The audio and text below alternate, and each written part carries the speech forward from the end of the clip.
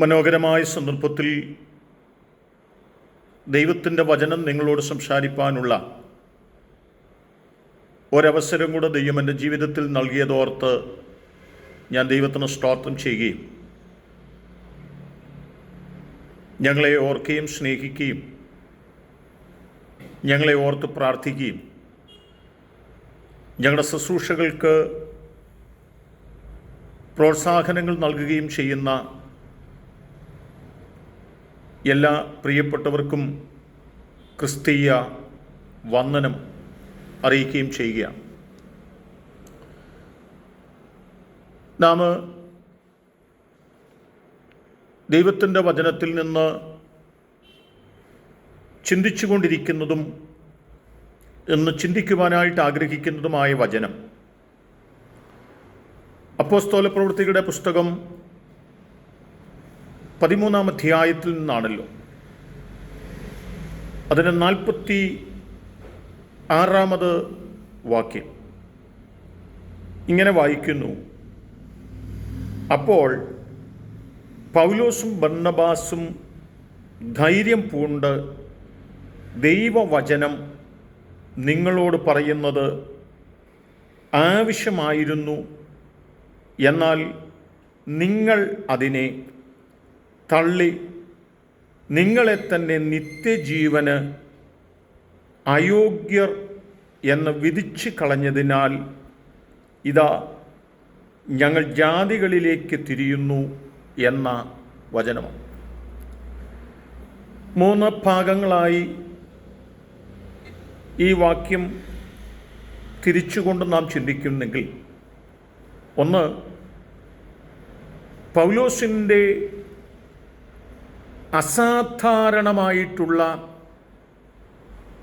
ആത്മധൈര്യത്തെക്കുറിച്ച്, മനധൈര്യത്തെക്കുറിച്ച് നമുക്ക് മനസ്സിലാക്കുവാൻ സാധിക്കുന്നുണ്ട്. മറ്റൊന്ന്, പ്രതികൂലങ്ങളുടെയും പ്രതിസന്ധികളുടെയും നടുവിൽ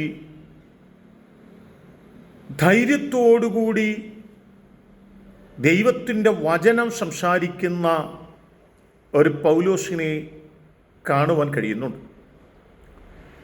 3-ാമത്തെ കാര്യമെന്ന് പറയുന്നത്, നാം അതാണ് ചിന്തിക്കുവാനായിട്ട് ആഗ്രഹിക്കുന്ന വാക്ക്. ഇവിടെ പറയുന്നത്, നിങ്ങൾ കേൾക്കുന്ന ജീവൻ്റെ വചനം നിങ്ങൾ തന്നെ തള്ളിക്കളഞ്ഞതിനാൽ നിത്യജീവന് നിങ്ങൾ അയോഗ്യരായിത്തീരുമെന്ന് ഓർത്തുകൊള്ളണം എന്ന് പറയുകയാണ്. ഈ വാക്കാണ് ഇന്ന് നാം ധ്യാനിപ്പാനായിട്ട് ആഗ്രഹിക്കുന്നത്. നോക്കുക, ഏതു മനുഷ്യനും കേൾക്കേണ്ടതും ചിന്തിക്കേണ്ടതും അംഗീകരിക്കേണ്ടതും അനുസരിക്കേണ്ടതുമായ ഒന്നാണ് ദൈവത്തിൻ്റെ ന്യായപ്രമാണം എന്നോർപ്പിക്കുകയാണ് ഒന്നാമത്. എന്നാൽ അനവധി പ്രിയപ്പെട്ടവർ ദൈവത്തിൻ്റെ ന്യായപ്രമാണത്തെ കേൾക്കുവാനോ അതിനെ ഗ്രഹിക്കുവാനോ അനുസരിക്കുവാനോ മനസ്സില്ലാത്തവരായിത്തീരുന്നു എന്നുള്ളത് ഈ കാലഘട്ടത്തിലും കഴിഞ്ഞ കാലഘട്ടങ്ങളിലെ ചരിത്രങ്ങളുടെ ഏടുകൾ പരിശോധിച്ചാലും നമുക്ക് കാണുവാൻ കഴിയുന്ന ഒരു യാഥാർത്ഥ്യം തന്നെയാണ്. എന്തുകൊണ്ടാണ് ദൈവത്തിൻ്റെ വചനം തള്ളിക്കളയരുതെന്ന് പറയുന്നത്? അത് ദൈവത്തിൻ്റെ പ്രമാണമായതുകൊണ്ടും ദൈവം തന്നെ സകല മനുഷ്യനും അനുവർത്തിക്കേണ്ടതിനായി തന്നിരിക്കൊണ്ടും ആ ദൈവത്തിൻ്റെ വചനത്തോട് നാം നീതി പുലർത്തേണ്ടതുണ്ട് എന്ന് ബോധ്യപ്പെടുത്തുന്ന വാക്കുകൾ തന്നെയാണ്. നാം ശ്രദ്ധിച്ചു നോക്കണം. ആദ്യത്തെ മനുഷ്യരെന്ന് പറയുന്നത് ആദമും ഹവ്വയുമാണ്. അവരുടെ സൃഷ്ടിതാവ് അത്യുന്നതനായ ദൈവമാണ്. ദൈവം തൻ്റെ കൈകൾ കൊണ്ട് മനുഷ്യനെ സൃഷ്ടിച്ച് മനോഹരമായ ആ തോട്ടത്തിൽ ആക്കി വെച്ചിട്ട് അവർക്ക് ഒരു കൽപ്പന നൽകിയാണ് അവരുടെ അരികിൽ നിന്ന് കടന്നുപോയതായി വിശുദ്ധ ബൈബിൾ നമ്മെ ഓർപ്പിക്കുന്നത്. ഉൽപ്പത്തി പുസ്തകം 3-ാം അധ്യായത്തിലേക്ക് നാം കടന്നു വന്നാൽ അവിടെ ഓർപ്പിച്ചു പറയുന്നത്, യഹോവയായ ദൈവം ആദമിനെയും ഹവ്വയെയും തോട്ടത്തിലാക്കിയ അനന്തരം ഈ തോട്ടത്തിലുള്ള സകല വൃക്ഷഫലവും നിങ്ങൾക്ക് തിന്നാമെങ്കിലും ഒരു വിശേഷപ്പെട്ട വൃക്ഷം അവരെ കാട്ടിക്കൊടുത്തിട്ട് ഇതിൽ നിന്ന് നിങ്ങൾ ഫലം പറിച്ച് ഭക്ഷിക്കരുത് എന്നൊരു കൽപ്പന കൂടി കൊടുക്കുകയാണ്. എന്താണ് എന്ന് ചോദിച്ചാൽ, യഹോവയെ ദൈവത്താൽ സൃഷ്ടിക്കപ്പെട്ട മനുഷ്യൻ അനുസരിക്കുമോ എന്ന് ഒന്ന് നോക്കുവാൻ വേണ്ടിയാണ്. പക്ഷേ ദൈവം പറഞ്ഞു, ആ വൃക്ഷഫലം തിന്നുന്ന നാളിൽ നിന്റെ ജീവൻ നഷ്ടപ്പെടുകയും നീ മരണത്തിന് വിധിക്കപ്പെടുകയും ചെയ്യും എന്ന് ഓർപ്പിക്കുകയൂടെ ചെയ്യുന്നുണ്ട്. അത് 3-ാമത്തെ അധ്യായം നാം വായിക്കുമ്പോൾ കൃത്യമായി നമുക്ക് മനസ്സിലാക്കുവാൻ സാധിക്കുന്ന വാക്യങ്ങളാണ്. എന്താണ് സംഭവിക്കപ്പെട്ടത്? യഹോവയായ ദൈവത്താൽ സൃഷ്ടിക്കപ്പെട്ട മനുഷ്യന് വസിക്കാൻ വേണ്ടി ഏറ്റവും മാന്യമായ നിലയിൽ നിർമ്മിച്ച തോട്ടത്തിനുള്ളിൽ ദൈവത്തിൻ്റെ കൽപ്പനകളുമായി പാർക്കുകയാണ്. പക്ഷേ നാളുകൾ ചിലത് കഴിഞ്ഞപ്പോൾ തോട്ടത്തിനകത്ത് പാമ്പ് കടന്നു വന്ന് ഹവ്വയെ ഉപായത്താൽ ചതിക്കേണ്ടതിന് ദൈവത്തിൻ്റെ വാക്കുകളെ തിരസ്കരിപ്പാൻ, ലംഘിക്കുവാൻ അവളെ നിർബന്ധിച്ചു എന്നുള്ളതാണ് മനസ്സിലാക്കുന്ന വാക്കുകൾ. അത് കാണുവാൻ നല്ലതാണെന്നും അത് ഭക്ഷിക്കുകയാണെങ്കിൽ നിങ്ങൾ ദൈവത്തെ പോലെയാകുമെന്നുമൊക്കെ അവരോട് പറഞ്ഞപ്പോൾ ഹവ്വ ഒരു നിമിഷം ഒരു പക്ഷെങ്കിൽ ശരിയായിരിക്കാമെന്ന് കരുതി ദൈവത്തിൻ്റെ പ്രമാണങ്ങളെ, ദൈവത്തിൻ്റെ വാക്കുകളെ, ദൈവം അവരുടെ മുമ്പിൽ വച്ച നിയമങ്ങളെ ലംഘിച്ചുകൊണ്ട് ഹവ്വ ആ വൃക്ഷഫലം ഭക്ഷിക്കുകയും ആദാമിന് കൊടുക്കുകയും ചെയ്തു എന്നതാണ്. ദൈവത്തിൻ്റെ വാക്കുകൾ തള്ളിക്കളഞ്ഞ ആദമിനും ഹവ്വയ്ക്കും എന്താണ് സംഭവിക്കപ്പെട്ടത് എന്ന് ചോദിച്ചാൽ, അവർ തോട്ടത്തിൽ നിന്ന് പുറത്താക്കപ്പെട്ടു എന്ന് മാത്രമല്ല, പാപം ചെയ്യുന്ന നാളിൽ മരിക്കും എന്നുള്ള പ്രമാണത്തിൻ്റെ അടിസ്ഥാനത്തിൽ അവർ നിത്യജീവൻ നഷ്ടപ്പെട്ടവരായി നിത്യ നരകത്തിലേക്ക് അല്ലെങ്കിൽ നിത്യമരണത്തിലേക്ക് പോകുന്നതിന് അത് കാരണമായി തീർന്നു എന്ന് ആ വാക്കുകൾ നമ്മെ ഓർപ്പിച്ച് ഉണർത്തുന്നുണ്ട്. ശ്രദ്ധിക്കണമേ. അപ്പോൾ ആദ്യത്തെ മനുഷ്യരായിരിക്കുന്ന ആദമും ഹവ്വയും ദൈവത്തിൻ്റെ പ്രമാണത്തെ ലംഘിച്ചപ്പോൾ തോട്ടത്തിൽ നിന്ന് അവർ പുറത്താക്കപ്പെട്ടു. അവർ മരണത്തിന് വിധിക്കപ്പെട്ടു എന്ന് ഓർമ്മപ്പെടുത്തുമ്പോൾ നാം മനസ്സിലാക്കേണ്ടത് ദൈവത്തിൻ്റെ സൃഷ്ടിയായ മനുഷ്യൻ ദൈവത്തെ അനുസരിക്കുവാൻ കടപ്പെട്ടിരിക്കുന്നു എന്നും ദൈവം മനുഷ്യന് കേൾക്കുവാനും അനുസരിപ്പാനും അംഗീകരിപ്പാനും അതിനനുസൃതമായി ജീവിക്കുവാനും വേണ്ടി വച്ചിരിക്കുന്ന വ്യവസ്ഥകൾ, നിയമങ്ങൾ അത് കൃത്യമായി പാലിക്കപ്പെടേണ്ടതുണ്ടെന്നും അത് പാലിക്കപ്പെടുന്നില്ല എങ്കിൽ ദൈവത്തിൻ്റെ സാന്നിധ്യം ഇറങ്ങി വരുന്ന ഇടത്ത് അവർക്ക് പാർക്കാൻ കഴിയാതെ പോകുമെന്നും ഉൽപ്പത്തി പുസ്തകം 3-ാം അധ്യായം നമ്മെ കൃത്യമായി ബോധ്യപ്പെടുത്തുന്ന വാക്കുകളാണ്. കഴിഞ്ഞില്ല. മുൻപോട്ട് നാം കടന്നു വരുമ്പോൾ ഉൽപ്പത്തി പുസ്തകം 12-ാമത്തെ അധ്യായത്തിലൊക്കെ കടന്നു വരുമ്പോൾ അബ്രഹാമിനെ ദൈവം മെസപ്പൊത്യോമിയിലെ ഊരിൽ നിന്ന് വിളിച്ച് കാണിപ്പാനിരിക്കുന്ന ദേശത്തെ ലക്ഷ്യമാക്കിക്കൊണ്ട് നീ പുറപ്പെടുവാൻ അവനോട് പറയുകയാണ്. ആ ദൈവത്തിൻ്റെ വാക്കുകൾ കേട്ടിട്ട് അബ്രഹാം തൻ്റെ കുടുംബത്തോടൊപ്പം പ്രാപിച്ചതായ വെളിപ്പാടുകളെ മാത്രം ലക്ഷ്യം വെച്ചുകൊണ്ട് യാത്ര തിരിക്കുകയാണ്.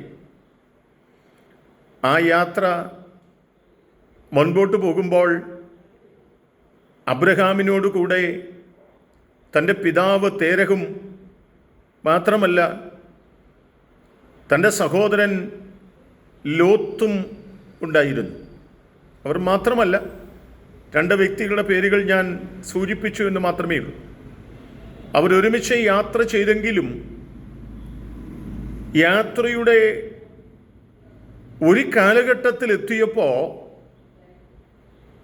അബ്രഹാമിൻ്റെ പിതാവായ തേരഹ് ഇനി മുൻപോട്ട് പോകാനായിട്ട് ഞാൻ ഇല്ലെന്നും ഇനിയുള്ള സിസ്റ്റായിസ് ഇവിടെ താമസിക്കുന്നതേ ഉള്ളൂ എന്നും വാശി പിടിച്ചതുകൊണ്ട് അബ്രഹാം അവിടെ ചില കാലഘട്ടങ്ങൾ പാർക്കേണ്ടി വരികയും തേരഹ് അവിടെ വച്ച് മരിച്ച് അടക്കപ്പെടുകയും ചെയ്യുകയാണ്.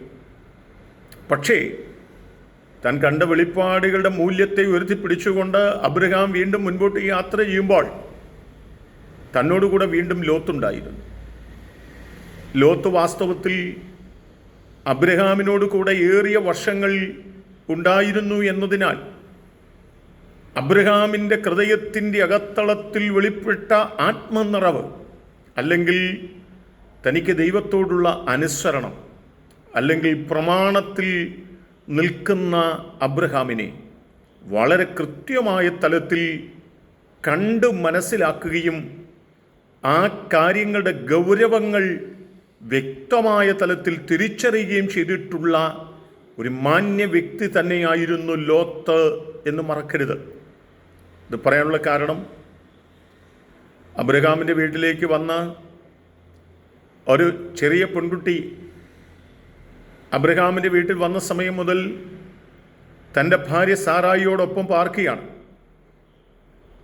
അവരെ പൂർണ്ണമായി അനുസരിച്ച് അവരുടെ ദൈവത്തെക്കുറിച്ച് നന്നായി മനസ്സിലാക്കി ദൈവത്തിൻ്റെ ദൂതനെ നേരിട്ട് കാണുകയും ദൂതൻ പറഞ്ഞത് പൂർണ്ണമായി അനുസരിച്ചുകൊണ്ട് അബ്രഹാമിൻ്റെ വീട്ടിലേക്ക് മടങ്ങി വരികയും ഒക്കെ ചെയ്ത സന്ദർഭങ്ങൾ അവളുടെ ജീവിതത്തിനകത്തുണ്ട്. അവൾക്ക് ആ ഒരു നിലയിലുള്ള ഒരനുഭവമുണ്ടായത് അബ്രഹാമിൻ്റെ വിശ്വാസവും അബ്രഹാമിൻ്റെ പ്രാർത്ഥനയും അബ്രഹാമിൻ്റെ സാമീപ്യത്തിൽ നിന്ന് അവൾ അനുഭവിച്ചിട്ടുള്ള ആ ദൈവകൃപയുമാണ്. അങ്ങനെയാണെങ്കിൽ വെളിപ്പാട് പ്രാപിച്ച സമയം മുതൽ അബ്രഹാമിനോട് കൂടെ നടന്നു നീങ്ങുന്ന ലോത്തിനെ സംബന്ധിച്ചിടത്തോളം ലോത്ത് അബ്രഹാമിൻ്റെ ദൈവത്തെ കണ്ടിട്ടുള്ളവനാണ്. മാത്രമല്ല, ദൈവത്തിൻ്റെ ദൂതന്മാരെ കൃത്യമായി കാണുകയും ദൈവത്തിൻ്റെ ദൂതന്മാരെ സൽക്കരിക്കുകയും ഒക്കെ ചെയ്തിട്ടുള്ള ആൾ തന്നെയാണ് ലോത്ത്. അതുകൊണ്ടാണല്ലോ അബ്രഹാമിൻ്റെ വീട്ടിൽ ദൈവത്തിൻ്റെ ദൂതന്മാർ വന്ന് അബ്രഹാമിനോട് സംസാരിച്ച് ഞാൻ നിന്നെ അനുഗ്രഹിക്കുമെന്ന് സാറായുടെ സാന്നിധ്യത്തിൽ സാറായോടുമായി പറഞ്ഞിട്ട് ആ വീട് വിട്ടിറങ്ങുമ്പോഴും അബ്രഹാമിനോട് ദൈവത്തിൻ്റെ ദൂതന്മാർ പറഞ്ഞു, സോദോമും ഗോമോറയുമൊക്കെ പാപം ചെയ്ത് അകൃത്യത്തിൻ്റെ മക്കളായി അവർ തീർന്നിരിക്കുന്നു, ഞാൻ ആ പട്ടണത്തെ നശിപ്പിക്കാൻ പോകുകയാണ് എന്ന് പറയുമ്പോൾ ആ പട്ടണത്തിലാണ് ലോത്ത് താമസിക്കുന്നത്. കാര്യമറിയിച്ച് പട്ടണത്തിൽ നിന്ന് പുറത്തേക്ക് പോകുന്ന ദൈവത്തിൻ്റെ ദൂതന്മാർ അവർ യാത്ര തിരിക്കുമ്പോൾ തന്നെ അബ്രഹാം ദൈവത്തിൻ്റെ സന്നിധിയിൽ ആഴമായി പ്രാർത്ഥിച്ചു തുടങ്ങുകയാണ്. ദൈവമേ, സോദോമിനെ നശിപ്പിക്കരുതേ എന്ന പ്രാർത്ഥനയാണ്. എന്തിനാണ് ഇത്രമാത്രം ആഴമായി പ്രാർത്ഥിക്കുന്നതെന്ന് ചോദിച്ചാൽ തൻ്റെ സഹോദരൻ ലോത്ത് ആ പട്ടണത്തിലുള്ളത് കൊണ്ട് തന്നെയാണ്. ലോത്തിന് ദോഷം ഭവിക്കരുത്, അവൻ തകർന്നു പോകരുത്, അവൻ നശിച്ചു പോകരുത്, അവൻ നിത്യജീവൻ പ്രാപിക്കേണ്ടവനാണ്, അവൻ ദൈവത്തിൻ്റെ വചനം കേട്ടിട്ടുള്ളവനാണ്, ദൈവത്തിൻ്റെ ദൂതന്മാരെ കണ്ടിട്ടുള്ളവനാണ്, അവൻ പ്രാർത്ഥനാ ജീവിതം അനുഭവിച്ചറിഞ്ഞിട്ടുള്ളവനാണ്, ദൈവിക വിടുതലുകൾ അനുഭവിച്ചിട്ടുള്ളവനാണ്. അതുകൊണ്ട് അവൻ നശിച്ചു പോകരുതെന്ന് ആഗ്രഹിക്കുന്ന ഒരു അബ്രഹാമിനെ നമുക്ക് കാണുവാൻ കഴിയുന്നുണ്ട്. പക്ഷേ ലോത്ത് ആ മണ്ഡലത്തിൽ നിന്ന് ഒത്തിരി വിദൂരങ്ങളിലായിരുന്നു. സൊദോമിലേക്ക് ചെല്ലുന്ന പട്ടണവാതിക്കലേക്ക് ചെല്ലുമ്പോൾ ദൂതന്മാർ വരുന്നത് കണ്ടിട്ട് അവിടെ വായിക്കുന്നത് 19-ാം അധ്യായത്തിൽ ലോത്ത് എഴുന്നേറ്റ് ഭൂമിയോളം കുനിഞ്ഞ് അവരെ സ്വീകരിച്ച് അവരുടെ കാലിന് വെള്ളം കൊടുത്ത് അവരെ വീട്ടിലേക്ക് കൊണ്ടുപോയി അവരുടെ ഒട്ടകങ്ങൾക്ക് തിന്മാൻ ഭക്ഷണമൊക്കെ കൊടുത്ത് ദൂതന്മാരെ ലോത്ത് തൻ്റെ വീട്ടിൽ സ്വീകരിപ്പാനിടയായി തീർന്നു.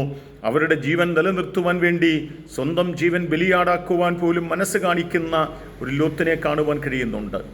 പക്ഷേ പ്രമാണം നിരവധി പ്രാവശ്യം കേട്ടിട്ടുണ്ടെങ്കിലും പ്രമാണത്തിൻ്റെ ആഴങ്ങളും ഗൗരവങ്ങളും കൃത്യമായ നിലയിൽ അറിയാമെങ്കിലും അതിനെ പൂർണ്ണമായി അനുസരിക്കുവാനോ അതിനെ ഉൾക്കൊള്ളുവാനോ അതിനനുസരിച്ച് ജീവിക്കുവാനോ ലോത്ത് തയ്യാറായില്ല എന്ന് ദൈവത്തിൻ്റെ വചനം നമ്മെ ആർപ്പിച്ച് ഉണർത്തുന്നുണ്ട്.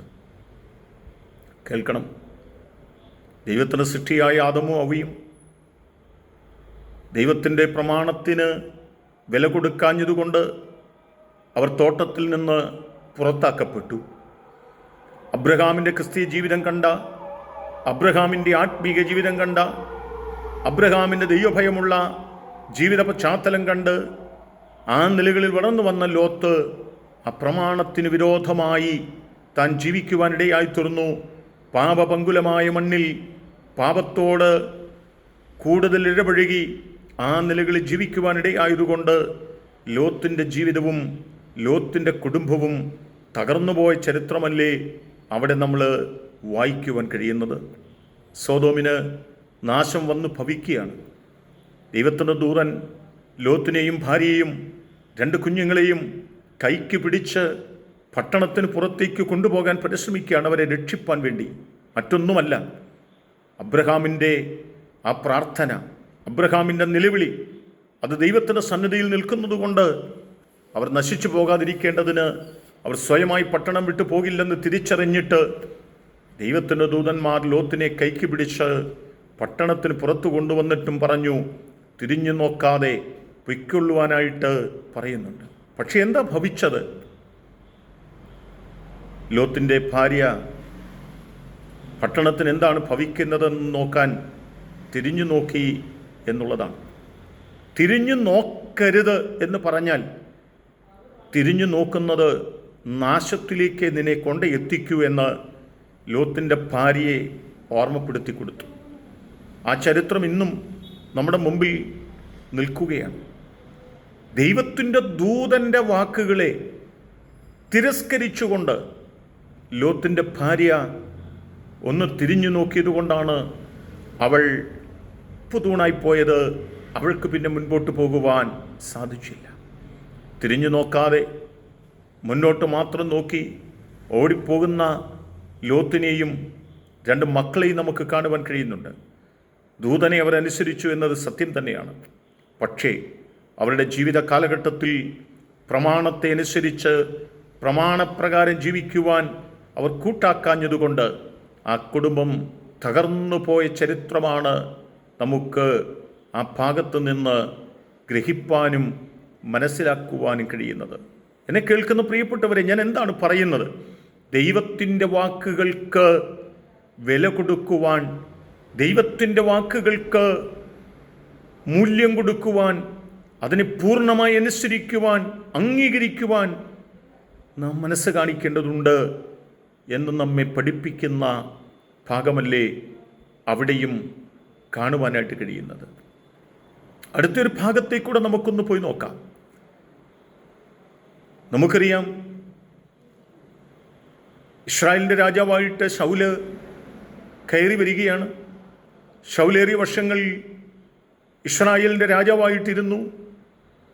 എന്നാൽ ഈ സന്ദർഭങ്ങളിലൊക്കെ യഹോവയുടെ പെട്ടകം അബീനാദാബിൻ്റെ വീട്ടിൽ ഇരിക്കുകയായിരുന്നു. എത്ര നാളായിരുന്നു? ബൈബിൾ പറയുന്നത് ഏകദേശം 20 സംവത്സരം ദാവീദിൻ്റെ സഹോദരനായ അബീനാദാബിൻ്റെ വീട്ടിൽ പെട്ടകമുണ്ടായിരുന്നു എന്നതാണ്. ആ പെട്ടകം ആ വീട്ടിനകത്തിരിക്കുമ്പോഴും പെട്ടകത്തിന് നൽകേണ്ടതായ മഹത്വവും മാനവും ആരാധനയും ആ പെട്ടകത്തിന് നൽകാതെ, തിരുവചനം പറയുന്നത് ആ പെട്ടകത്തെ അവർ ഗണ്യമാക്കാതെ പോയി എന്ന പദമാണ്. ദിനവൃത്താന്തങ്ങൾക്ക് എഴുതിയ 1-ാം പുസ്തകം 13:3 പറയുന്നത് അബീനാദാബ് പെട്ടകത്തെ ഗണ്യമാക്കിയില്ല എന്ന പദമാണ്. പ്രിയപ്പെട്ടവരെ, 20 വർഷം പാരമ്പര്യം പറയുവാനൊക്കെ അബീനാദാബിനുണ്ട്. പക്ഷേ കൊടുക്കേണ്ടുന്ന മൂല്യവും, കൊടുക്കേണ്ടുന്ന ഗൗരവവും, കൊടുക്കേണ്ടുന്ന ആഴങ്ങളും ആ നിലകളിൽ പെട്ടകത്തിന് നൽകിയില്ല. പെട്ടകം അങ്ങനെ ഇരിക്കുകയാണ് ചെയ്തിട്ടുള്ളത്. പക്ഷേ ശൗലിൻ്റെ മരണശേഷം ദാവീദ് ഇസ്രായേലിൻ്റെ രാജാവായി വന്നപ്പോൾ ദാവീദ് ആദ്യം അന്വേഷിച്ചത് യഹോവയുടെ പെട്ടകം എവിടെയാണ് എന്നുള്ളതാണ്. അന്വേഷണത്തിൽ സഹോദരനായ അബീനാദാബിൻ്റെ വീട്ടിൽ ഈ പെട്ടകം ഏറിയ നാളുകളായിട്ടിരിക്കുകയാണ്. ഈ കാര്യം മനസ്സിലാക്കി യഹോവയുടെ പെട്ടകം കൊണ്ടുവരുവാനായിട്ട് അബ്രഹാം ആഗ്രഹിക്കുകയും ആ തലത്തിൽ ഒരു പുതിയ വണ്ടി ഉണ്ടാക്കി കാളയെ കെട്ടി ആരോഗ്യവാന്മാരായ, കൊള്ളാവുന്നവരായ, നിപുണന്മാരായ ആളുകളെയൊക്കെ തിരഞ്ഞെടുത്ത് അവരുമായി പെട്ടകം എടുക്കുവാൻ വേണ്ടി അബീനാദാബിൻ്റെ വീട്ടിലേക്ക് പോവുകയാണ്. പെട്ടകം അവിടെ നിന്നെടുത്ത് ദാവീദിൻ്റെ വീട്ടിലേക്ക് കൊണ്ടുവരാനായിട്ട്, അല്ലെങ്കിൽ അതിനായിട്ട് അടിച്ചിരിക്കുന്ന മനോഹരമായ വീട്ടിലേക്ക്, ആ സ്ഥലത്തേക്ക് കൊണ്ടുവരാനായിട്ട് ദാവീദ് ആളുകളുമായിട്ട് പോവുകയാണ്. നാം ഒന്ന് നോക്കൂ, ആ പെട്ടകം അവിടെ നിന്ന് എടുക്കുമ്പോൾ അബീനാദാബും തൻ്റെ മക്കളുമൊക്കെ ആ പെട്ടകം ദാവീദിന് കൊടുത്തു വിടുവാനായിട്ട് തീരുമാനിക്കുകയും ആ പെട്ടകം അവിടെ നിന്ന് ഇറക്കി കൊണ്ടുവരികയും ചെയ്യുകയാണ്. എത്ര ദൂരം വന്നു? ഒത്തിരി ദൂരം യാത്ര ചെയ്യുവാനായിട്ട് കഴിഞ്ഞില്ല. കാരണം നിയമലംഘനത്തിലൂടെയാണ് ഈ പെട്ടകം ഇപ്പോൾ കൊണ്ടുവന്നുകൊണ്ടിരിക്കുന്നത്. അതിന് കൊടുക്കേണ്ട വിശുദ്ധിയും അതിന് കൊടുക്കേണ്ടുന്ന പ്രാധാന്യതയും കൊടുക്കാതെ ദാവീദിന് ഇഷ്ടത്തിനനുസരിച്ച് പെട്ടകം കൊണ്ടുവന്നു. പക്ഷേ 20 വർഷത്തെ പാരമ്പര്യം പറയുവാനുള്ള അബീനാദാബിൻ്റെ മക്കൾ ഈ പെട്ടകത്തോടു കൂടെ നടക്കുകയാണ്. പെട്ടെന്നാണ് പെട്ടകവും വഹിച്ചുകൊണ്ട് വരുന്നതായ ആ വണ്ടിയിലെ കാള ഒന്ന് ഇടഞ്ഞത്. അത് കുലുങ്ങി പെട്ടകം താഴെ പോകും എന്ന് ചിന്തിച്ചിട്ട് പെട്ടെന്ന് അബീനാദാബിൻ്റെ മകൻ ഊസ ആ പെട്ടകത്തിൽ കയറി പിടിക്കുവാനിടയായി തീർന്നു. തൽഫലമായി താൻ അവിടെ വച്ച് കൊല്ലപ്പെടുന്നതിന് കാരണമായി തീർന്നു എന്ന് തന്നെ വേണമെങ്കിൽ പറയാം. നോക്കണം, 20 സംവത്സരം യഹോവയുടെ പെട്ടകം ഇരുന്ന ഭവനത്തിനകത്ത് ഒരു നന്മയും ഉണ്ടായില്ല എന്ന് മാത്രമല്ല, അത് അവർക്ക് നാശം കൂടിയായി തീർന്നിരിക്കുന്നു. അത് അവർക്ക് ദുഃഖ കാരണമായി തീർന്നിരിക്കുന്നു. അത് അവർക്ക് വേദന നൽകിയിരിക്കുന്നു എന്ന് ആ വാക്കുകൾ ഓർപ്പിച്ച് ഉണർത്തുകയാണ് ചെയ്തിട്ടുള്ളത്. നിങ്ങളെന്നെ ശ്രദ്ധിക്കണമേ. അങ്ങനെയുള്ള പ്രത്യേക സാഹചര്യത്തിലാണ് ഈ പെട്ടകം പെട്ടെന്ന് ഓബേദ്ഏദോമിനെ വീട്ടിലേക്ക് കയറ്റി വയ്ക്കുകയാണ്. ഒരിക്കലും ആഗ്രഹിച്ചതല്ല ഈ പെട്ടകം ഈ നിലയിൽ തൻ്റെ വീട്ടിനകത്ത് വരുമെന്ന്. ആ വീട് അതിന് യോഗ്യതയുള്ള വീടൊന്നുമല്ല, സാധാരണ കുടുംബമാണ്. ദേവാലയത്തിലെ വാതിൽ കാവൽക്കാരനായ ഒരു മനുഷ്യൻ്റെ ഭവനമാണ്. അതിന് തക്കതായ പശ്ചാത്തലം മാത്രമേ തനിക്ക് മുമ്പിലുള്ളൂ. സാഹചര്യങ്ങളൊന്നും നല്ലതല്ല. പക്ഷേ ദേവാലയത്തിൻ്റെ പ്രാകാരത്തിനരികിൽ വാതുക്കൽ പോയി നിന്ന് കാവൽ കാക്കുന്ന സമയത്ത് യെരൂശലേം ദേവാലയത്തിൽ നിന്ന് വരുന്ന ആരാധനയുടെ സൗരഭ്യമൊക്കെ തിരിച്ചറിഞ്ഞിട്ടുള്ള ഓബേദ്ഏദോവ് തൻ്റെ ജീവിതത്തിനകത്ത്, തൻ്റെ വീട്ടിനകത്ത് ഈ പെട്ടകമൊന്ന് വയ്ക്കുവാൻ അവസരം കിട്ടിയപ്പോൾ തനിക്കുണ്ടായ ഒരു സന്തോഷമുണ്ട്, തനിക്കുണ്ടായ ഒരാനന്ദമുണ്ട്. താൻ എന്ത് ചെയ്തു? 20 വർഷം അബീനാദാവിൻ്റെ വീട്ടിലിരുന്നിട്ട് ആ പെട്ടകത്തെ ഗണ്യമാക്കാതെ അബീനാദാവിൻ്റെ കുടുംബം പോയി. 20 വർഷങ്ങൾ കഴിഞ്ഞ് ആ പെട്ടകം ആ വീട്ടിൽ നിന്ന് പുറത്തേക്ക് ഇറങ്ങുമ്പോൾ ആ വീട്ടിൽ ദുഃഖമാണ് കടന്നു ചെന്നത്. മരണവീടായ ഭവനം തീരുകയാണ്. പക്ഷേ അപ്പോൾ തന്നെ ഒരു ഓബേദ്ഏദോമിൻ്റെ വീട് അർഹതയില്ലാത്ത വീടാണെങ്കിലും ആ പെട്ടകം സാഹചര്യവശാൽ സന്ദർഭോചിതമായി ആ വീട്ടിലേക്ക് എത്തപ്പെടുകയാണ്. ആ വീട്ടിലേക്ക് വന്നിരിക്കുന്ന പെട്ടകത്തെ നോക്കിയിട്ട് അബീനാദാവ് ഓബേദ്ഏദോം എന്താണ് ചെയ്തത്? താൻ തപ്പെടുത്ത് ആരാധിക്കാനായിട്ട് തുടങ്ങി. വീണയും കിന്നരവും വായിക്കാൻ തുടങ്ങി. ആ പെട്ടകത്തിന് ആരാധന നൽകുവാൻ തുടങ്ങി. ആ പെട്ടകത്തിന് മഹത്വം നൽകുവാൻ തുടങ്ങി. പ്രമാണങ്ങളെല്ലാം കാത്തു സൂക്ഷിച്ച് ആ പെട്ടകത്തിൻ്റെ ആ ആഴങ്ങളിൽ അതിനെ അതിൻ്റെ നിലയിൽ കാണുവാനായിട്ട് ഇടയായിത്തീരുകയാണ്. പ്രിയപ്പെട്ടവരെ, എന്താണ് സംഭവിച്ചത്? 3 മാസം മാത്രമാണ് ഓബേദ്ഏദോമിൻ്റെ വീട്ടിൽ ഈ പെട്ടകം ഇരിക്കുവാനായിട്ട് ഇടയായിത്തീർന്നത്. 3 മാസങ്ങൾ പിന്നിടുമ്പോൾ ഓബേദ്ഏദോമിൻ്റെ വീടിന് എന്ത് ഭവിക്കുന്നു എന്ന് നോക്കിക്കാണുന്നതായ ദാവീദിൻ്റെ ജീവിതത്തിൽ ആ ഭവനം അനുഗ്രഹിക്കപ്പെടുന്നത് കൃത്യമായ തലത്തിൽ കാണുകയാണ്. അനുഗ്രഹിക്കപ്പെടുന്നു എന്ന് തിരിച്ചറിഞ്ഞിട്ട് ദാവീദ് ഈ പെട്ടകമെടുക്കുവാൻ വേണ്ടി അങ്ങോട്ട് ചെല്ലുകയാണ്. ഓർക്കണം, അവിടെ ചെന്ന് ഈ പെട്ടകം എടുത്തുകൊണ്ട് പോരുകയാണ്. പക്ഷേ 3 മാസങ്ങൾ ഓബേദ്ഏദോമിൻ്റെ വീട്ടിൽ യഹോവയുടെ പെട്ടകം ഇരുന്നത് കൊണ്ട് ആ ഭവനം അനുഗ്രഹിക്കപ്പെടുവാനിടയായി തീർന്നു എന്ന് തിരുവചനം ആഴമായി നമ്മെ ഓർമ്മപ്പെടുത്തുന്നുണ്ട്. എന്തൊക്കെയാണ് ഉണ്ടായ അനുഗ്രഹങ്ങൾ? തിരുവചനം നാം പഠിച്ചു നോക്കുമ്പോൾ എണ്ണിയിട്ട് പറയുന്നുണ്ട്. ദിനവൃത്താന്തങ്ങൾക്ക് എഴുതിയ 1-ാം പുസ്തകം 26-ാം അധ്യായത്തിൽ വരുമ്പോൾ ഓബേദ്ഏദോമിൻ്റെ ഭവനം ദൈവത്താൽ അനുഗ്രഹിക്കപ്പെട്ടു എന്ന് പറയുന്നുണ്ട്. അവൻ്റെ മക്കൾ പരാക്രമശാലികളും പ്രമാണിമാരുമായി തീർന്നു എന്ന് വായിക്കുന്നുണ്ട്. അവൻ്റെ മക്കൾ പ്രാപ്തന്മാരായിരുന്നു എന്ന് രേഖപ്പെടുത്തുന്നുണ്ട്.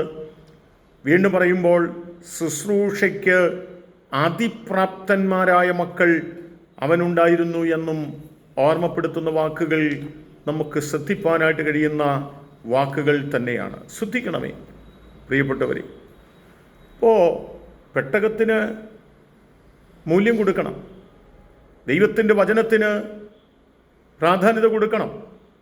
അത് കൊടുക്കുന്നെങ്കിൽ അത് പിന്നത്തേതിൽ നമുക്ക് അനുഗ്രഹമാകും എന്ന് സൂചിപ്പിക്കുകയാണ്. എന്നാൽ കൊടുത്തില്ലെങ്കിൽ എന്ത് സംഭവിക്കും? അതാണല്ലോ ഇവിടെ വായിക്കുന്നത്.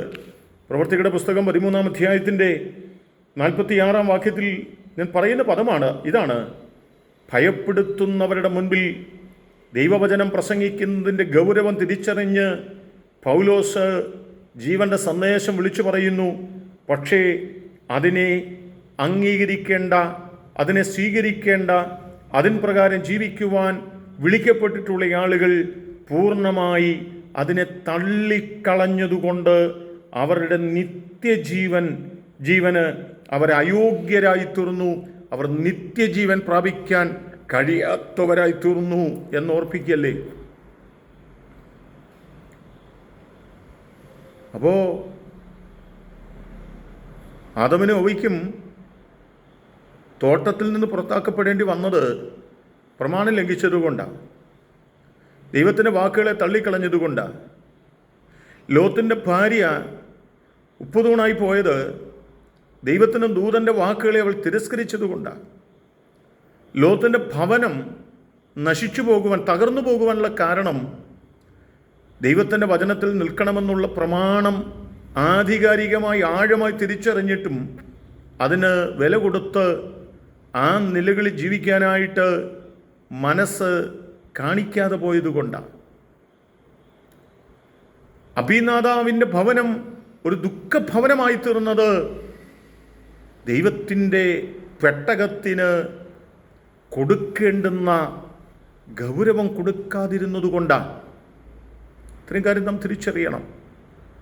പൗലോസും പറയുകയാണ്, ഈ ജീവൻ്റെ സന്ദേശമാണ് നിങ്ങളോട് ഞാൻ പറയുന്നത്. ഇതിനെ ഗണ്യമാക്കാതെ നിങ്ങൾ പോകരുത്, ഇതിനെ നിങ്ങൾ തള്ളിക്കളയരുത്. നിങ്ങളിതിനെ സ്വീകരിച്ച് ഇതിനടിസ്ഥാനപ്പെട്ട് നിങ്ങൾ ജീവിക്കണം. അത് നിങ്ങൾക്ക് നിത്യജീവന് കാരണമാകും. നിങ്ങൾ തള്ളിക്കളഞ്ഞാൽ നിങ്ങൾ നിത്യജീവന് അയോഗ്യരായി പോകും. കാരണം വലിയ പ്രതികൂലത്തിൻ്റെ നടുവിൽ നിന്നുകൊണ്ട് ആ പ്രിയപ്പെട്ടവരെ പൗലോസും മറ്റും സംസാരിക്കുന്നത്. അനവധി ഉപദ്രവങ്ങൾ, നിന്ദകൾ, പഴികൾ, പരിഹാസങ്ങൾ, അപമാനങ്ങളൊക്കെ മുമ്പിലുണ്ട്.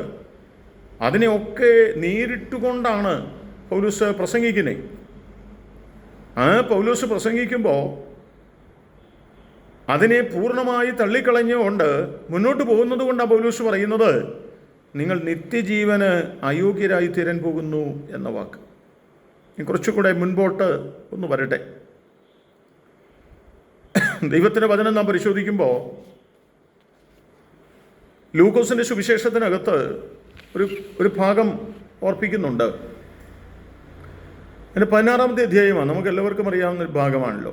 ഞാൻ പലപ്പോഴും സംസാരിക്കപ്പെടാറുള്ള ഒരു ഭാഗമാണ്. ഇതൊന്ന് തെളിയിച്ചു പറയാൻ വേണ്ടി ആ വാക്യമാണ് ഏറ്റവും ഉത്തമം എന്നെൻ്റെ മനസ്സിൽ തോന്നിയത് കൊണ്ടാണ് ഞാൻ വീണ്ടും ആ ഒരു ചിന്ത ഓർപ്പിച്ചു പോകുന്നത്. ധനവാനായ ഒരു മനുഷ്യൻ ജീവിച്ചിരുന്നു. വളരെ ധനികനായ മനുഷ്യനായിരുന്നു. ആ കാലയളവിൽ തന്നെ, ആ കാലഘട്ടത്തിൽ തന്നെ ദരിദ്രനായൊരു മനുഷ്യനും അവിടെ ജീവിച്ചിരുന്നു. ധനവാനെ സംബന്ധിച്ച് പറയുന്നത്, ദേവാലയത്തെ സ്നേഹിക്കുന്നവൻ, ദൈവത്തെ ഭയപ്പെടുന്നവൻ, സഹോദര സ്നേഹവും ബന്ധവുമുള്ളവൻ, സാധുക്കളോട് മനസ്സലിവുള്ളവൻ. ഇതൊക്കെ ഞാൻ പറയുന്നത് എന്തുകൊണ്ടാണെന്നറിയാമോ? താൻ ദേവാലയവുമായിട്ട് നല്ല ബന്ധമുള്ളയാളായിരുന്നു. അതുകൊണ്ടാണ് ഏറ്റവും മാന്യമായൊരടക്കം തനിക്ക് കിട്ടിയതെന്ന് ഓർക്കണം. 2, സഹോദരന്മാരോടുള്ള തൻ്റെ സ്നേഹത്തിൻ്റെ ആഴം അതൊത്തിരി വലുതായിരുന്നു. താൻ മരിച്ച് യാതനാസ്ഥലത്ത് കിടക്കുമ്പോഴും സഹോദരന്മാർ മരണാനന്തരം ഈ യാതനാസ്ഥലത്ത് വരരുതെന്നും അവർ നിത്യതയിൽ എത്തണമെന്നും ആഗ്രഹിച്ചതിന് പിന്നിൽ അത്രമാത്രം സഹോദരന്മാരോട് ഈ ധനവാനായ മനുഷ്യന് സ്നേഹമുണ്ടായിരുന്നു എന്നുള്ളതാണ്. സാധുക്കളോട് കരുണയുള്ളവനായിരുന്നു. എന്താണ് തെളിവ്? ദരിദ്രനായ, ശരീരം മുഴുവൻ വ്രണം നിറഞ്ഞ ലാസർ എന്ന് പറയുന്ന ഈ മനുഷ്യൻ ഈ വീട്ടിലേക്ക് വരുമ്പോൾ തൻ്റെ വീട്ടിൽ തനിക്ക് പ്രവേശനമുണ്ടായിരുന്നു. തനിക്ക് ഭക്ഷിപ്പാൻ ആഹാരം ആ വീട്ടിൽ നിന്ന് കൊടുത്തിരുന്നു. അതിന് മടി കാട്ടിയിരുന്നില്ല.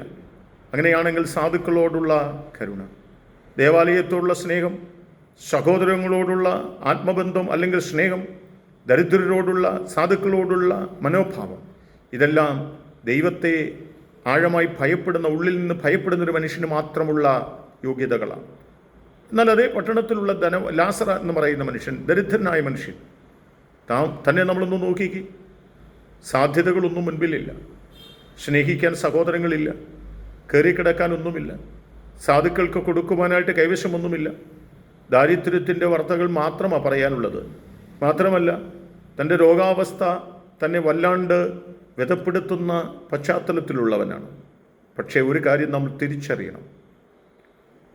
ദൈവത്തെ ഭയപ്പെടുക എന്ന് പറയുമ്പോൾ തന്നെ ധനവാൻ ദൈവത്തെ ഭയപ്പെട്ടു, പക്ഷേ ദൈവത്തിൻ്റെ വാക്കുകളെ സ്വീകരിപ്പാൻ, അനുസരിപ്പാൻ, അംഗീകരിപ്പാൻ താൻ വേണ്ടതുപോലെ മനസ്സ് വെച്ചില്ല.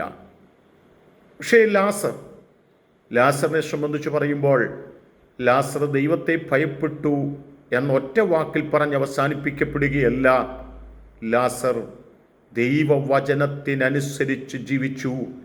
ന്യായപ്രമാണത്തോട് നീതി കാട്ടുവാൻ, ന്യായപ്രമാണത്തെ സ്നേഹിപ്പാൻ, ന്യായപ്രമാണത്തെ നിത്യജീവൻ്റെ മൊഴികളെ പൂർണ്ണമായി കേൾക്കുവാനും അംഗീകരിപ്പാനും അനുസരിപ്പാനും അതിൻ പ്രകാരം ജീവിപ്പാനും തന്നെ തന്നെ സമർപ്പിച്ചിരുന്നു എന്നുള്ളതാണ്.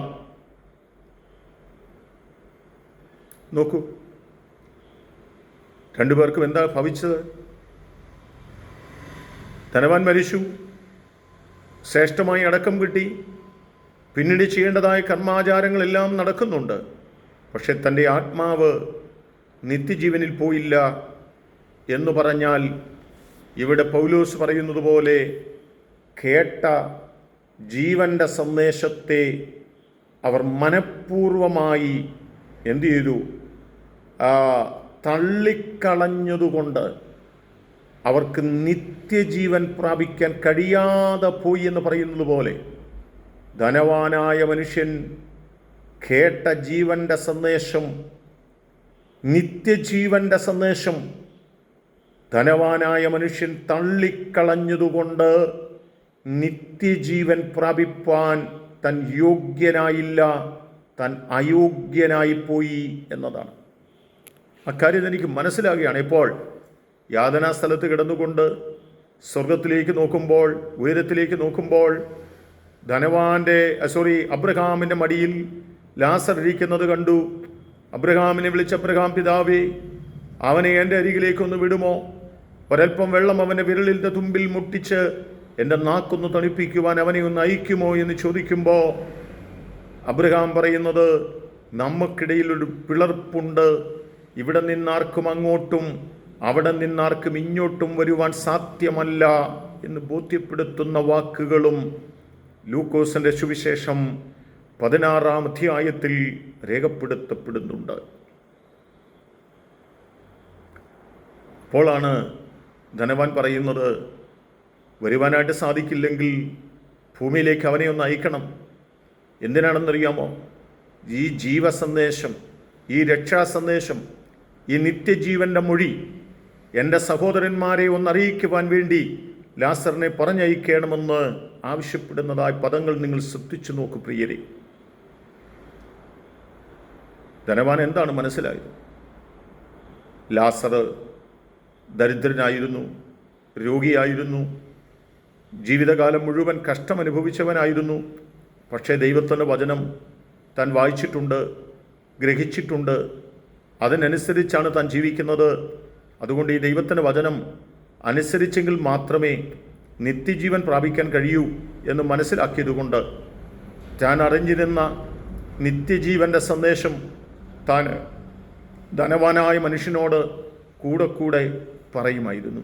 പക്ഷേ ദരിദ്രനായ ഈ ലാസർ എന്ന് പറയുന്ന മനുഷ്യൻ്റെ ആ ഉപദേശങ്ങൾ ഒന്നും ധനവാനായ മനുഷ്യൻ അംഗീകരിപ്പാനോ അതിനെ ഉൾക്കൊള്ളുവാനോ അതിനെ അംഗീകരിക്കുവാനോ അതിന് പ്രകാരം ജീവിക്കുവാനോ മനസ്സ് കാണിച്ചില്ല എന്നതുകൊണ്ട് താൻ നാശത്തിലേക്കും അത് നിത്യ നരകത്തിലേക്കും നിത്യയാതനാ സ്ഥലത്തേക്കും കടന്നു പോകാൻ ഇടയായി തീർന്നു എന്ന് നാം തിരിച്ചറിയുക.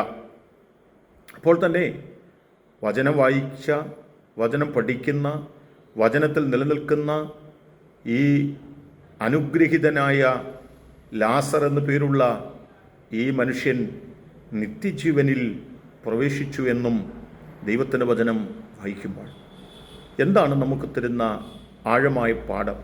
എന്താണ് നമുക്ക് തരുന്ന ആഴമായ സന്ദേശം? ദൈവത്തിൻ്റെ വചനത്തെ കേൾക്കുകയും ദൈവത്തിൻ്റെ ന്യായപ്രമാണത്തെ അനുസരിക്കുകയും അത് ആ നിത്യജീവൻ്റെ സന്ദേശം മറ്റുള്ളവരെ അറിയിക്കുകയും ചെയ്യുവാൻ മനസ്സ് കാണിക്കുന്ന ഒരു ലാസറിന് നിത്യജീവൻ പ്രാപിക്കാൻ കഴിഞ്ഞെങ്കിൽ അതിനെ മനസ്സോടെ തള്ളിക്കളഞ്ഞ ധനവാനായ മനുഷ്യന് ആ നിത്യജീവൻ പ്രാപിക്കാൻ കഴിഞ്ഞില്ലെന്നും താൻ നിത്യയാതനയിലേക്ക് കടന്നു പോകേണ്ടതായ പശ്ചാത്തലവും സാധ്യതയും സാഹചര്യവും ഉണ്ടായെന്നും തിരുവചനം നമ്മെ ഓർമ്മപ്പെടുത്തുന്ന വാക്കുകളാണ്. ഞാൻ ഒത്തിരി ദീർഘമാക്കുവാൻ ആഗ്രഹിക്കുന്നില്ല. ശ്രദ്ധിച്ചു നോക്കണം. പൗലോസ് എന്താണ് പറയുന്നത്? പൗലോസിൻ്റെ മുമ്പിൽ അപമാനത്തിൻ്റെ വാക്കുകൾ ഓരോന്നോരോന്നായി വരികയാണ്. പൗലോസിനെ കുറിച്ച് അപവാദങ്ങളാണ് വിളിച്ചു പറയുന്നത്. പൗലോസ് പറയുന്ന ജീവൻ്റെ സന്ദേശത്തെ പൂർണ്ണമായിട്ട് ആളുകൾ തള്ളിക്കളയുവാൻ വേണ്ടി മതപണ്ഡിതന്മാരായ ആളുകൾ പ്രേരിപ്പിക്കുകയാണ്. കല്ലെറിയുവാൻ നിൽക്കുന്നവരുണ്ട്, വിസ്തരിക്കാൻ നിൽക്കുന്നവരുണ്ട്, മേലിൽ ഇവിടേക്ക് വന്നു പോകരുതെന്ന് പറയുന്നവരുണ്ട്. പക്ഷെ ഇവരുടെ എല്ലാം മുൻപിൽ അവസാന ശ്വാസം വരെയും ഈ ജീവൻ്റെ സന്ദേശം ജനത്തെ അറിയിക്കണമെന്നുള്ള ആഴമായ ആശയോടും ആഗ്രഹത്തോടും കൂടി ജീവനെ പണയം വെച്ച് ഈ സന്ദേശം ശക്തമായി വിളിച്ചു പറയുന്ന ഒരു പൗലോസിനെ ഇവിടെ കാണുകയാണ്. പൗലോസ് പറയുകയാണ്, എൻ്റെ ജീവൻ ഞാൻ പണയം വെച്ച് തന്നെയാണ് പ്രസംഗിക്കുന്നത്. എൻ്റെ പ്രസംഗം നിങ്ങളതിന് ഗൗരവം തിരിച്ചറിയണം. ഈ ദൈവത്തിൻ്റെ വചനം ഞാൻ പറയുന്നതിന് പിന്നിലെ കാരണം ജീവിക്കാൻ ആഗ്രഹമില്ലാത്തത് കൊണ്ടല്ല. എനിക്കിവിടെ ജീവിപ്പാൻ ആഗ്രഹമുണ്ടെങ്കിലും അതിനപ്പുറത്ത് മരണമാണ് എൻ്റെ മുമ്പിലേക്ക് വരുന്നതെങ്കിലും നിത്യജീവനാണ് എൻ്റെ ലക്ഷ്യം. അതുകൊണ്ട് എൻ്റെ ജീവിതകാലം മുഴുവനും ഞാൻ യേശുവിനിലൂടെയുള്ള നിത്യജീവനെക്കുറിച്ച് പറയുമെന്ന് പറയുന്ന പൗലോസിൻ്റെ വാക്കുകളാണ്. ഈ വാക്കുകൾ കേട്ടിട്ടും ഇതിനെ അനുസരിക്കാതെ ഈ സന്ദേശത്തെ തള്ളിക്കളയുന്ന ആളുകൾ ശ്രദ്ധിക്കണം. ഒരിക്കൽ യേശു കർത്താവ് ശക്തമായിട്ട് ശുശ്രൂഷിക്കുകയും ആ നിലകളിൽ മുൻപോട്ടൊക്കെ പോവുകയും ചെയ്യുന്നെങ്കിലും യേശു ക്രിസ്തു വിളിച്ച് വേർതിരിച്ച ആളുകളിൽ ഒരുപാട് ആളുകൾ പ്രശ്നങ്ങൾ വന്നപ്പോൾ യേശുവിനെ വിട്ടു പോകുവാനിടയായി. ആ സന്ദർഭത്തിൽ ചില ആളുകൾ മാത്രം യേശുവിനോട് കൂടെ നിൽക്കുന്നുണ്ട്. ഈ നിൽക്കുന്ന ആളുകളെ നോക്കി യേശു അവരോട് പറഞ്ഞു, ഇന്നാരും ഒക്കെ പോയല്ലോ, ഇത്ര പേര് പോയല്ലോ, അവരെല്ലാം പോയല്ലോ, നിങ്ങൾക്കും പൊയ്ക്കൂടെ, നിങ്ങളും പൊയ്ക്കൊള്ളുക എന്ന് പറയുന്ന സന്ദർഭമുണ്ട്. ആ സമയത്താണ് പത്രോസ് യേശുവിൻ്റെ മുഖത്തേക്ക് നോക്കിക്കൊണ്ട് പറഞ്ഞു, യേശുവേ, നിത്യജീവൻ്റെ മൊഴി നിന്നിൽ മാത്രമേ ഉള്ളൂ. നിന്നെ വിട്ട് ഞങ്ങൾ എവിടേക്ക് പോകും എന്ന് ചോദിക്കുകയാണ്. നിത്യജീവൻ തരുന്ന ഒരാളുണ്ടെങ്കിൽ അത് യേശു മാത്രമാണെന്ന് പത്രോസിന് ദൈവം വെളിപ്പെടുത്തി കൊടുത്തതാണ്. ഒരു മനുഷ്യൻ്റെ ആത്മാവിൻ്റെ നിത്യതയ്ക്ക് ആവശ്യമുള്ളതായി എല്ലാം പറഞ്ഞു തരുന്ന ആഴമായ ഒരു പുസ്തകമാണ് വിശുദ്ധ ബൈബിൾ. ഈ ബൈബിൾ വായിക്കുകയും കേൾക്കുകയും പഠിക്കുകയും അനുസരിക്കുകയും അതിനനുസരിച്ച് ജീവിപ്പാൻ വേണ്ടി നാം നമ്മെ തന്നെ സമർപ്പിക്കുകയും ചെയ്യുന്നുവെങ്കിൽ നിത്യമായും കൃത്യമായും നമുക്ക് നിത്യജീവൻ പ്രാപിക്കാൻ കഴിയും. ആ നിത്യജീവൻ്റെ സന്ദേശമാണ് തുടർമാനമായി മുഴങ്ങിക്കേൾക്കുന്നത്. ഈ വചനത്തെ തള്ളിക്കളഞ്ഞ് മുൻപോട്ട് പോകുന്നവരായിട്ടല്ല, ഈ വചനം കേട്ട് പ്രമാണിക്കുന്നവരായി തീരുവാൻ നമുക്ക് നമ്മെ സമർപ്പിക്കുന്നവരായി തീരാം. അതിൻ്റെ കേൾവിക്കരായി നിങ്ങൾക്കെല്ലാവർക്കും സർവശക്തിയുള്ള ദൈവം കൃപ നൽകട്ടെ. ലാസറിനെ പോലെ ആ നിത്യജീവൻ്റെ അവകാശിയായി തീരാം. ധനവാനെ പോലെ നിത്യയാതനയിലേക്ക് പോകുന്നവരായിട്ടല്ല, ദൈവത്തിൻ്റെ പ്രമാണത്തെ പൂർണ്ണമായി അനുസരിച്ചും കേട്ടും അതിനനുസരിച്ച് ജീവിച്ചും നിത്യജീവൻ്റെ അവകാശിയായി തീരേണ്ടതിന് നമുക്ക് നമ്മെ സമർപ്പിക്കാമേ. അതിന് ദൈവം എന്നെ കേൾക്കുന്ന നിങ്ങൾക്ക് കൃപ തരട്ടെ. എന്നോട് കൂടി ഒരു നിമിഷം പ്രാർത്ഥിക്കൂ. യേശുവേ, ഈ ദൈവത്തിൻ്റെ വചനം നിത്യജീവൻ്റെ വചനമാണ്. ഈ വചനം എനിക്ക് കേൾക്കുവാൻ എനിക്കിടയായി തീർന്നല്ലോ. ഈ വചനം എനിക്ക് അനുസരിപ്പാൻ, ഈ വചനപ്രകാരം ജീവിപ്പാൻ, നിത്യയാതനയിലേക്കല്ല നിത്യ ജീവനിലേക്ക് പ്രവേശിപ്പാൻ എന്നെ സഹായിക്കണമേ. അതിനായിട്ട് ഈ ദൈവത്തിൻ്റെ വചനം എനിക്കും അനുസരിപ്പാൻ എന്നെ സഹായിക്കണമേ എന്ന് എന്നോട് ചേർന്ന് പ്രാർത്ഥിക്കൂ. സ്നേഹമുള്ള ദൈവമേ, നല്ല കർത്താവേ, അനുഗ്രഹിക്കപ്പെട്ട ഈ നല്ല വചനത്തിനായി ദൈവത്തിന് സ്തോത്രം ചെയ്യുന്നു. കർത്താവായ യേശു ക്രിസ്തുവിലൂടെയുള്ള നിത്യജീവൻ്റെ വചനം അത് ഞങ്ങൾ കേട്ടു എന്നല്ല, അതിനനുസരിച്ച് ജീവിച്ച് അത് തള്ളിക്കളയാതെ അതിനെ സ്വീകരിച്ച് നിത്യജീവനിലേക്ക് പ്രവേശിപ്പാൻ ഞങ്ങളെ സഹായിക്കണമെന്ന് ഞങ്ങൾ പ്രാർത്ഥിക്കുന്നു. ഞങ്ങൾ നശിക്കുന്നവരുടെ കൂട്ടത്തിലല്ല, ഞങ്ങൾ നിത്യജീവൻ പ്രാപിക്കുന്നവരുടെ കൂട്ടത്തിൽ ഉൾപ്പെടുവാൻ ഞങ്ങളെ സഹായിക്കണം. ദൈവവചനായി ഞങ്ങളെ ഒരുക്കണമേ. ദൈവമേ, ഈ ദൈവവചനം കേട്ട എല്ലാവരെയും ഞങ്ങൾ അനുഗ്രഹിച്ച് പ്രാർത്ഥിക്കുന്നു. ദൈവം ഒരുമിച്ച് അനുഗ്രഹിക്കണം, എല്ലാം നന്മ കൊണ്ട് നിറയ്ക്കണം. പ്രാർത്ഥന കേൾക്കുന്നത് കൊണ്ട് സ്തോത്രം. യേശു കർത്താവിൻ നാമത്തിൽ തന്നെ ആമേൻ. God bless you. കർത്താവ് നിങ്ങളെ എല്ലാവരെയും ധാരാളമായി അനുഗ്രഹിക്കട്ടെ. ആമേൻ.